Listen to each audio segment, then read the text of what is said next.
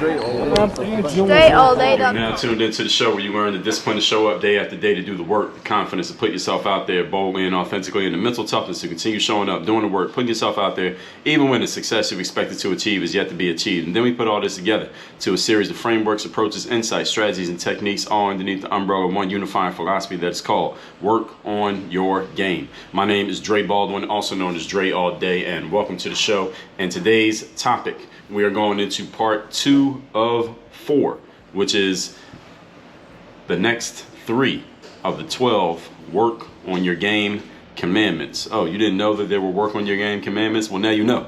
There are commandments to work on your game. If you're going to be in this world, if you're going to be around me, if you come into this world, listen, even if you don't know these commandments and you come into my world, you will soon learn that these are the commandments, because you will not survive. You will not survive this world if you are not willing to abide by these commandments. They will destroy you. So let's get right into it.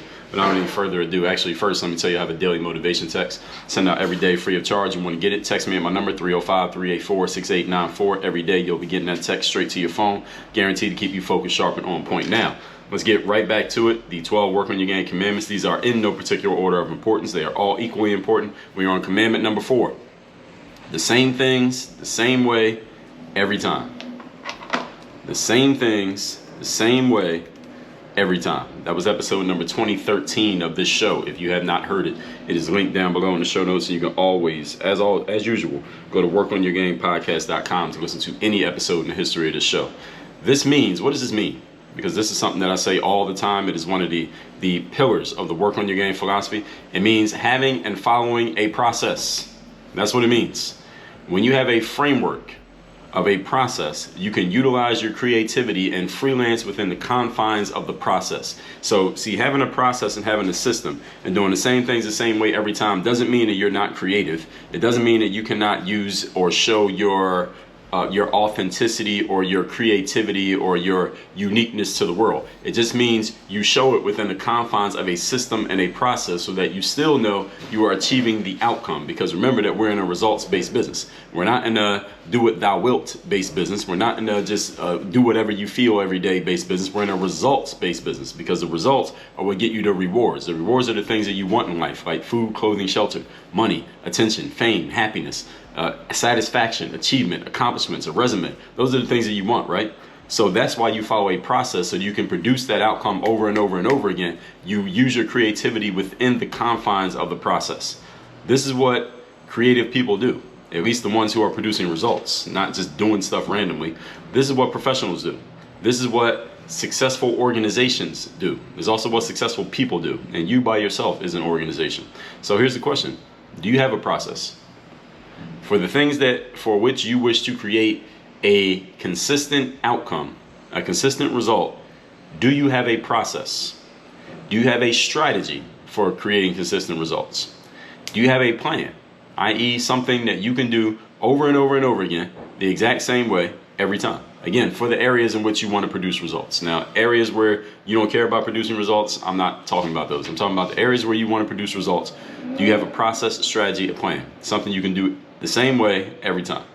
If you are running a business, or you plan to run a business, and by the way, that's kind of a tongue-in-cheek point, because your life is a business, whether you know it or not, because it costs money. It costs money for you to be born. It will cost money when you die, and it costs money for everything in between. So you are, by definition, you are running a business, because there's an exchange of resources happening for the entirety of your life. From before you were born till after you're dead, there's an exchange of resources happening, all because of you. So you are a business, whether you know it or not. Now you know. If you run a business, or you plan to, you must operate by process, not by talent and not by feel. If you try to operate by talent and by feel, maybe you can get started that way and maybe get a little bit of results, at least from the beginning. The problem is it's not sustainable. The reason why it's not sustainable is because without a process, you have to randomly come up with what to do every single time, and then you're basically playing whack-a-mole. You know, whack-a-mole, that game you play in the arcade where the animal pops up, you hit it with the mallet, another one pops up, you hit that one, another one pops up, you hit that one. That's you if you're operating just off of talent and by feel. It's better to have a process so that you know exactly what's going to happen over and over again. And then, again, you can freelance within the confines of it. Your feel and talent can work within the confines of a process, not the other way around. You don't make the process work with your talent. You make your talent work with the process. Moving on to point number 5, commandment number 5. We are talking about the 12 commandments of the work on your game ethos. The 12 work on your game commandments. Commandment number 5 is action bias over contemplation. What does this mean? It means going and getting things done instead of thinking about what to do. I talked about developing an action bias in episode 1199. People will say to me, and every day I talk to people about what their challenges are, and somebody will say to me, well, Dre, I have challenge X, whatever that challenge is. And I'll say to them, well, hey, have you ever thought about doing this thing to solve your challenge? Whatever idea I may offer them for solving a challenge. And they will say back to me, you know what? Yes, I have thought about that. And yeah, LOL. Yeah, they thought about it, but they haven't actually done it. Here's the thing that all of you need to understand, especially if you have a challenge for which there is a solution you have been thinking about trying. If you have a challenge, you've been thinking about a certain solution that might work, might not, but you're not sure yet because you haven't done it yet. Thinking is what got you here. Thinking got you to the point that you have this challenge, that you're thinking about what to do about it, but you haven't done it yet. Too many people wander through life thinking about what they need to do, contemplating what might work, what might not work, checking out information that may or may not be a solution to their problem. I can't tell you how many times I'm talking to someone and they tell me about some challenge that they have, and this is usually some kind of electronic communication, a DM, email, comment, text message, things like that. And they'll say they have whatever challenge, and I'll point them towards something that can help them with the challenge. I'll say, well, listen to this episode of my podcast, or watch this video that I put out, or have you thought about this, or take a look at the fact that I have this mastermind, or here's my coaching program, or read this book of mine that I've written. All of them that address, I'm always suggesting them things that address directly the issue that they told me that they had. Now, I didn't pull this out of them. They told me they had this issue. Here's something that can address it. And they came to me with it. So it's not like I'm no unsolicited throwing my stuff out into their faces. They came to me. And I can't tell you how many times somebody says something like, oh, I'll check it out. I get people saying that all the time. I'll check it out, whatever that thing is. Well, listen, checking things out is what got you here. Thinking about it is what got you here. Looking into it is what got you here. None of those is going to solve your problem. Checking out information does absolutely nothing for you. All right, you check yourself out to get to the point that you have the same problem. You've been having the same problem for the last 7 months. All right, checking things out ain't going to do anything.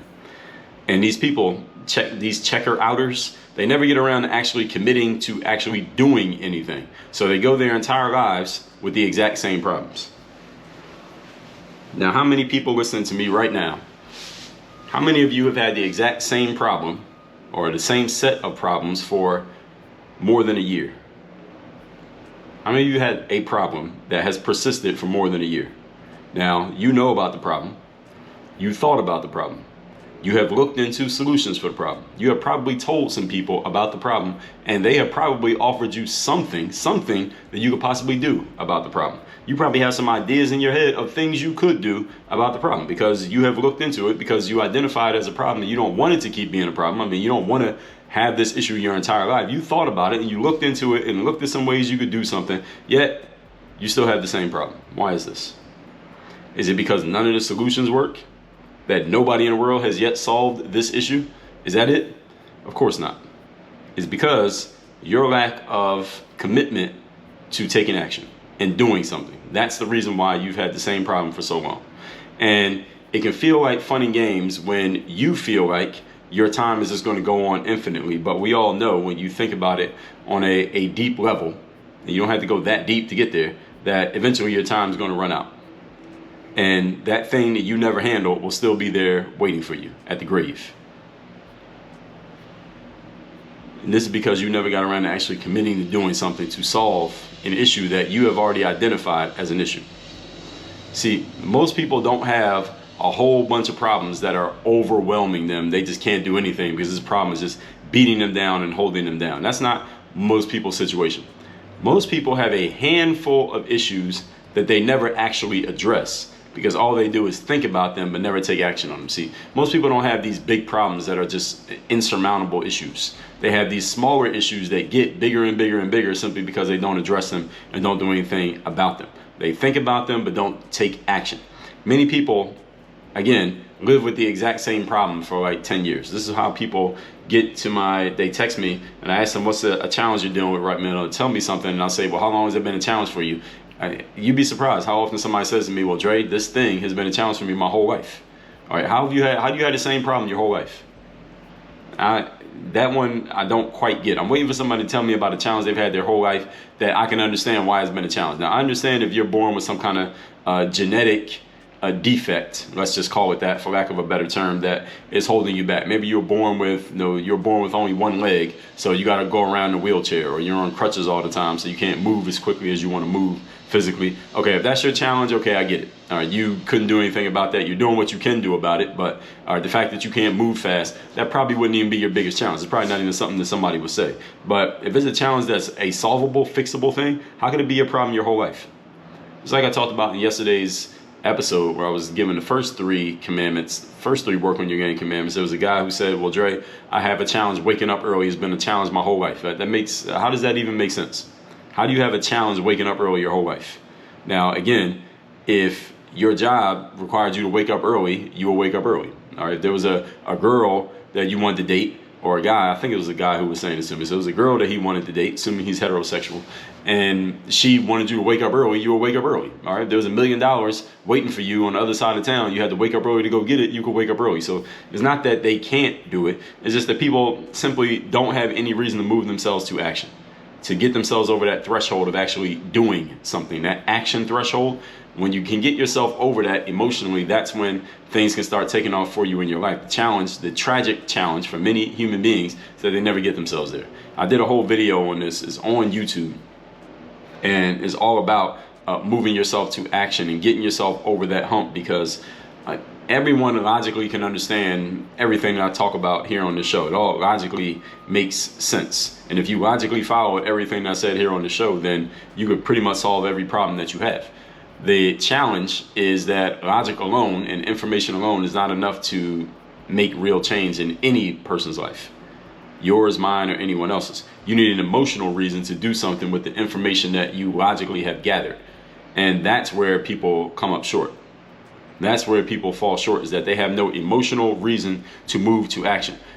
And one of the reasons is the very thing that is a gift to humans is also our curse, and we call it rationalization. Rationalization is a human being's ability to craft a story in your mind to make yourself feel however you want to feel about basically anything. Animals don't have the ability to rationalize. A dog can't rationalize. Bears and cats and lions, they don't have the ability, and fish and goats, they don't have the ability to rationalize. They can only go off of what is right there in front of them and their instincts, and they can only react in the moment.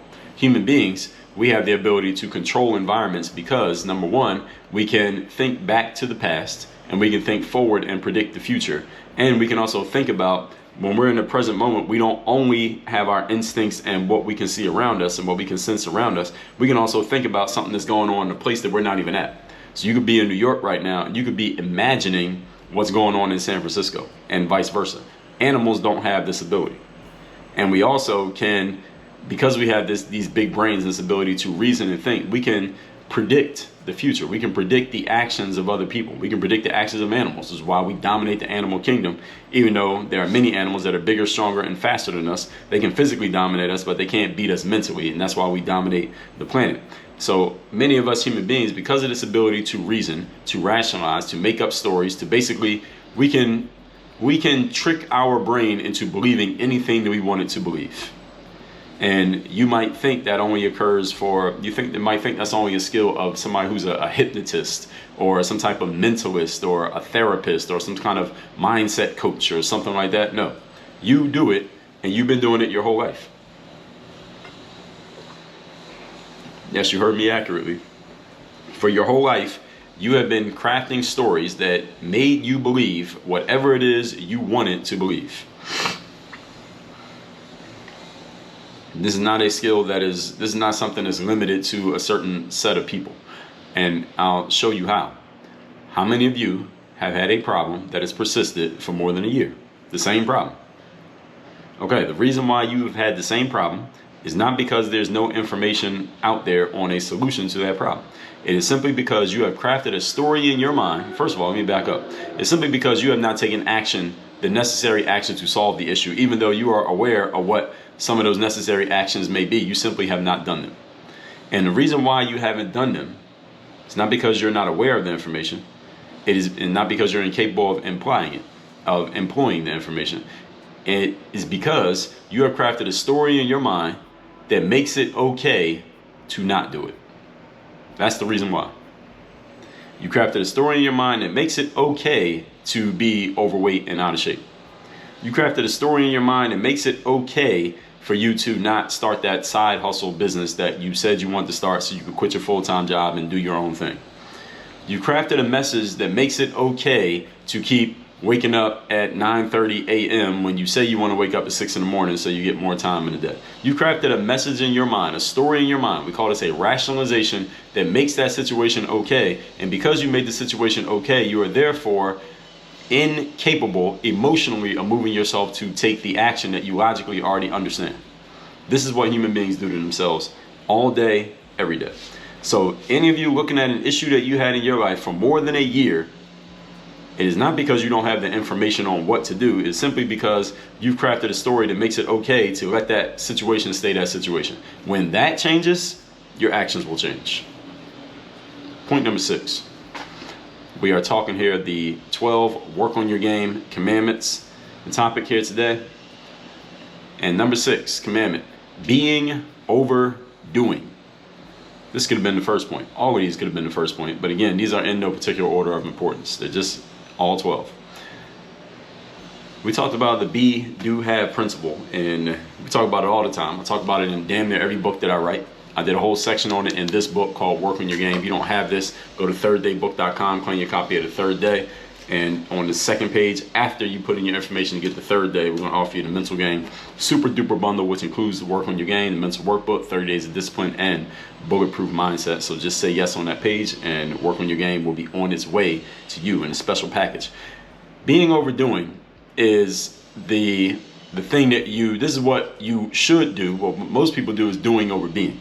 Most people understand the concept of goals and wanting things and having desires, things that you want to achieve in your life. Everybody, for the most part, understands that concept.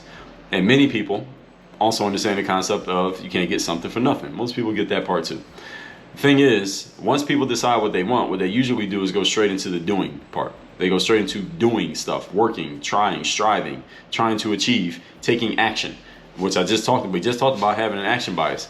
The challenge is there's a step that comes before doing, and that's the being. That's getting your mind in the right space, your mental game, your spirit, your emotions, your energy in the right space, who you see in the mirror. You got to get that right first, then you take action, then you get the result. Many people aren't even aware that they're skipping this step, and that's why they don't do it. So this is different from the previous point, where many people kind of have a more solid idea of why they're not doing anything. This one, people aren't doing something because many people are just not aware that this even exists. So the point is, this is the part that most people don't know. You must assume the position and the energy of what you want in life before you are able to experience it mentally. This is an important point. So listen up. I'm going to say it again. You must assume the position, the posture, the energy of what you want before you will be able to experience it materially. Until you experience it emotionally in your mind, you probably will not have it in material form. But once you experience it emotionally in your mind, the material form will start to be magnetically attracted to you. This is literally the way it works. This is how the law of attraction works. And the law of attraction doesn't mean you just think about something and it happens. It means you think about it, you assume the posture, and then you go take actions that are aligned with the posture that you have assumed. That's how you get it. See, that's the part that people don't tell you about the law of attraction. When they bastardize it and try to talk down on it, they're just leaving out a step. So they're trashing something that doesn't even exist. I discussed this in my most popular TED Talk. The title of my most popular talk is called Dear Dre, How to Be Confident When You're Not. You can watch all my TED Talks by going to dreallday.com/TED, TED. dreallday.com/TED. You can see all my TED Talks. Many people go straight into what they need to do and look for action steps. What do I do next? What do I do next? What do I do next? After they've set a goal. While action does matter, of course, I just talked about it, you must assume the energy and the posture of the person you plan on being and of the outcome you plan on achieving before you actually achieve it. You must assume the position first, then you do the job. That's how it works. When people get this operation backwards, and many people get it backwards, they can do all the right things but never achieve their outcome. These are the people who are either thinking or saying or behaving as if they believe, I'm going to do all this stuff, and once I get the outcome, then I will become the type of person that I need to become. I'll step into my energy and my posture and my being as soon as I have the stuff that I want. If you're operating by this very, very grossly inaccurate formula, you will never get either. You will never get the things you want. You will never step into the posture. And that will just lead to a bitter, frustrated person because you had these goals and these things that you wanted to do, yet you simply couldn't figure it out, so to speak, on how to do it. The reason you couldn't figure it out because you never asked yourself the right questions or you never got the information from the right person. But that's why I'm here. I'm putting this out here so that there are fewer and fewer people who have that problem. With all that said, let's recap today's topic, which is the 12 Work on Your Game commandments. We are on the second of 4 episodes here, and here is commandment number 4. The same things the same way every time. This means having and following a process. When there's a framework of a process, you can utilize your creativity and freelance within the confines of the process. You do not do it the other way around. You don't make the process fit inside of your talent. You make your talent fit inside the process. Number 5, action bias over contemplation. People say that they have a challenge and they thought about what to do about it, but haven't actually done anything for it. So don't find yourself just checking out, looking at, thinking about information. That's what got you into this situation in the first place. And remember that human beings have this uncanny ability to rationalize. That is to make up stories about the situation that we're in so that we can feel good about it rather than actually doing something about the situation. What you need to do is utilize your rationalization skill and make the situation that you're in feel so bad and so painful to you that you have no choice but to do something about it and do something about it right now. And to give you an example of that, think of a person who has a toothache and they had a toothache, they felt a little tweak a month ago, they thought nothing of it, they ignored it. Then it started to get significantly, it got a little bit worse. They can't drink anything hot or cold because the tooth starts bothering them. They can't eat candy on that side of the mouth because any kind of chewing bothers the tooth. Then it gets to the point where they can barely sleep at night and they can't sleep because they have this throbbing toothache and they can't sleep because there's no way to get their mind off of it. They rush to the dentist's office and they get that thing taken care of. That is what happens when people finally move themselves to the action threshold. Do you have the ability to craft a story that will move you to the action threshold without there being a clear and present emergency on your hands? Or do you need an emergency to happen for you to do something? I'm not judging you, I'm just asking.